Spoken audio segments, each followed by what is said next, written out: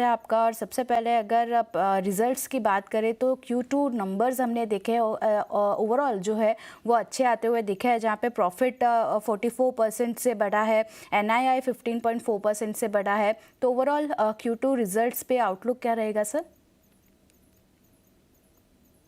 तो अगर आप देखेंगे, ये हमारा जो Q2 रिजल्ट आया है, एक अच्छा परफॉर्मेंस बैंक ने दिया है। और जो मेरी साल के लिए, इस फाइनेंशियल ईयर के लिए जो हमारी गाइडेंस हमने रखी थी, सारे ही पैरामीटर्स में हमने अचीव किया है और कई जगह हमने सरपास भी किया है। तो जैसे आप देखेंगे, हमारा बिजनेस की growth year on year basis पे 17% हुई है। उसमें एडवांसेस 18-19% से हमने ग्रो करने का गाइडेंस रखा था, और एडवांसेस भी मेरा 19% ग्रो किया है। और डिपॉजिट जो एक इंडस्ट्री में, सिस्टम में भी एक कंसर्न बना हुआ था, वहां पर भी ये बैंक ने अच्छा परफॉर्मेंस दिया है। डिपॉजिट में हमारी ईयर ऑन ईयर ग्रोथ अभी 15% हुई है, जिसमें जो लो कॉस्ट है कासा, कासा में हमने 12% ग्रो किया है। और ईयर ऑन ईयर बेसिस पे बैंक ने 15,000 करोड़ का कासा अलोन अपने लिए मोबिलाइज किया है लास्ट 1 ईयर में।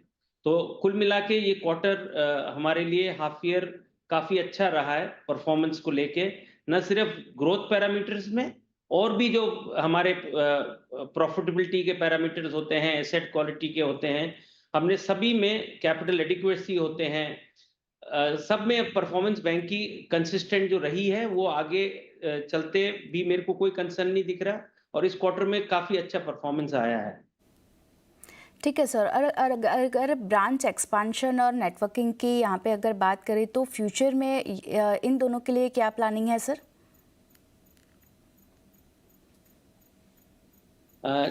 देखिए, हमारा ब्रांच का अभी जो है 2,500 ब्रांचेस हैं बैंक की, लेकिन हमने अपना अभी 90वां वर्ष बनाया था पिछले महीने ही। और हम, हमारे भी अपने एस्पिरेशंस हैं to grow, grow in terms of size, और वो हम करने के लिए एक एग्रेसिव ब्रांच एक्सपेंशन प्लान हम लेके बोर्ड में अपना अप्रूव भी कराया है। तो मेरे को 1,000 ब्रांचेस खोलनी है नेक्स्ट 5 साल के दौरान। तो 2,500 से ये ब्रांच काउंट हम 3,500 करना चाह रहे हैं। और नेक्स्ट 12 महीने में 200 से 220 ब्रांचेस हमने सेंटर्स आइडेंटिफाई किए हैं, जहां पर हम अपना ब्रांच खोलेंगे। और जो ब्रांच एक्सपेंशन है, उसमें बहुत साइंटिफिकली ये हम काम कर रहे हैं। जहां पर ब्रांच वहां खोलेंगे जहां पर एक इमर्जिंग अपॉर्चुनिटी है, जो ग्रोथ सेंटर है। सिर्फ क्योंकि हम वहां नहीं हैं और खोल रहे हैं, वैसा नहीं है। एक बड़ा साइंटिफिक बेसिस पे हम ब्रांच अपना खोलने का जो सेंटर है वो डिसाइड कर रहे हैं। और अगर आप ये लेंगे तो महाराष्ट्र स्टेट कंट्री का मोस्ट इम्पोर्टेंट स्टेट है। करीब 27% जो जीडीपी देश की है हमारी, वो महाराष्ट्र से होती है। लेकिन मेरा महाराष्ट्र में मोर देन एडिक्वेट प्रेजेंस है। तो जो मेरा ब्रांच एक्सपेंशन है वो आउटसाइड महाराष्ट्र ही मोस्टली है। ठीक है सर। और अगर हम बात करें डिपॉजिट ग्रोथ, लोन ग्रोथ और असेट्स क्वालिटी को लेके, तो आने वाले पीरियड के लिए यहाँ पे कैसा आउटलुक रख रहे हैं आप? देखिए, हमने जो ये एक ब्रांच एक्सपेंशन का आपको प्लान बताया है, मैंने करीब लास्ट 3 साल में 600 नई ब्रांचेस खुली हैं हमारी। तो ये जो 600 नई ब्रांचेस हैं, उधर भी काफी बिजनेस एक्रीशन हो रहा है। और जो हमारी ये growth rate, double digit, high double digit growth rate आ रही है। रैम सेक्टर, आप कोई भी सेगमेंट देख लें, रिटेल है, एग्री है, एमएसएमई है, सब 20-22% से ऊपर की ग्रोथ है हमारी। तो ये नई जो सेंटर्स में हमारी ब्रांचेस ओपन हुई हैं, उनका योगदान आ रहा है। और हमने बहुत सारे इनिशिएटिव्स लिए हैं, जो ये सिर्फ हाफ ईयर के लिए नहीं थे, वो बैंक की ग्रोथ को सस्टेन करेंगे आगे आने वाले समय में, आगे आने वाले क्वार्टर्स और सालों में। तो हमने बहुत चीजें, जो प्रोडक्ट्स हैं हमारे, उसके अराउंड हमने इम्प्रूवमेंट्स किया है, इम्प्रूवमेंट किए हैं। जो प्रोसेसेस हैं, जो ग्राहक बैंक में आएंगे और बैंकिंग करेंगे, उनको कैसे सुविधाजनक, बिना हैसल के सीमलेस बैंकिंग करने को मिले, उस पे हमने पूरा पूरा ध्यान दिया है। प्रोडक्ट है, प्रोसेसेस है। आज मेरी वीडियो केवाईसी जो सुविधा मैंने दी है, मैं ही अकेला शायद बैंक हूं जो पब्लिक स्पेस में एटलीस्ट, जिसने संडेज और हॉलीडेज में भी वीडियो केवाईसी से खाता खुल सकता है बैंक ऑफ महाराष्ट्र में। ये सुविधा अभी और कोई नहीं दे रहा है। तो हमने इतनी बारीकियों में कस्टमर की सुविधा, उनको प्रोडक्ट्स, उनको प्रोसेस और जहाँ-जहाँ टेक्नोलॉजी का इस्तेमाल किया जा सकता है, टेक्नोलॉजी को इस्तेमाल करते हुए उनको वो सुविधाएँ देना, जिसमें उनको रीज़न मिले आके हमारे साथ बैंकिंग करने का। एक एडिशनल सुविधा मिले, एक एडिशनल प्रोडक्ट में उनको वैल्यू मिले, वो हम ध्यान रखते हुए आगे बढ़ रहे हैं। ग्रोथ में मेरा कोई चैलेंज नहीं है, जिस तरीके से मैं अभी नई ब्रांचेज़ और खोलूँगा, ये पेस मेरी मेंटेन रहेगी आगे चलते हुए।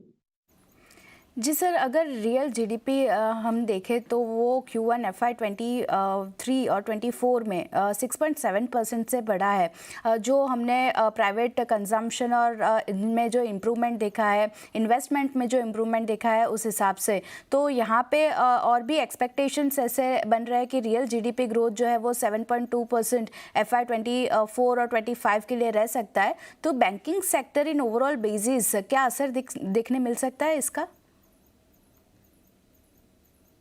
देखिए, बैंकिंग सेक्टर डायरेक्ट रिलेशन रखता है। अगर देश में ग्रोथ है, जीडीपी ग्रोथ है, तो उसका एक डायरेक्ट रिलेशनशिप है बैंकिंग सेक्टर, और बैंकिंग सेक्टर के बगैर इकोनॉमिक ग्रोथ होती भी नहीं है। दोनों का तालमेल साथ में चलता है। अगर देश में ग्रोथ आएगी, तो बैंकिंग सेगमेंट को जो हमारी ग्रोथ रेट है, उसपे एक पॉजिटिव असर आता है। और जिस तरीके से देश में प्रगति के हमें निरंतर इनिशिएटिव्स दिखते हैं गवर्नमेंट्स की तरफ से, और उनके रिजल्ट्स हार्डकोर मिल रहे हैं। देश में जो इंफ्रास्ट्रक्चर का डेवलपमेंट हो रहा है, इम्प्रूवमेंट हो रहा है, सब चीज़ों में अल्टीमेटली कहीं न कहीं बैंकिंग सेक्टर उसमें जुड़ा हुआ है, और बैंकिंग सेक्टर को भी ग्रोथ, जीडीपी की ग्रोथ के अनुसार बैंकिंग सेक्टर में भी ग्रोथ उतनी आ रही है। और सर, अगर डिजिटल बैंकिंग की बात करें तो यहाँ पर एक काफ़ी नए आईटी इनिशिएटिव्स जो है वो लिए गए हैं, डिजिटल फुटप्रिंट्स भी बड़े हैं। तो आपका व्यू पॉइंट, आपके व्यू पॉइंट में इसका मार्जिन पर कितना असर, इम्पैक्ट हमें दिखने मिल सकता है? देखिए, हमने डिजिटल स्पेस में बहुत बैंक ने एक इंफ्रास्ट्रक्चर अपग्रेड करने की जो बात होती है, हमारा हार्डवेयर, हमारा सॉफ्टवेयर, और जो फिनटेक हैं उनके साथ टाई अप्स, ये हमने लास्ट 2-3 साल के अंदर काफ़ी एक्टिवली किया है। आप देखेंगे, मेरा अगर आईटी स्पेंड था बजट पिछले से पिछले साल 1000 करोड़, फिर 1200 करोड़, इस साल हमने 900 करोड़ ही किया है। तो वो ये अब आगे चलते हुए ये इसकी ज़रूरत नहीं है। हमने जो भी इंफ्रास्ट्रक्चर, हार्डवेयर का रिप्लेसमेंट, हार्डवेयर का अपग्रेडेशन, नेक्स्ट 5 साल की मेरी जो रिक्वायरमेंट है, वो करीब-करीब 99% हमने मीट आउट कर ली है। उसके चलते अब आगे मेरा कैपिटल एक्सपेंडिचर नहीं होगा, और बल्कि मेरे को बेनिफिट्स ही मिलेंगे।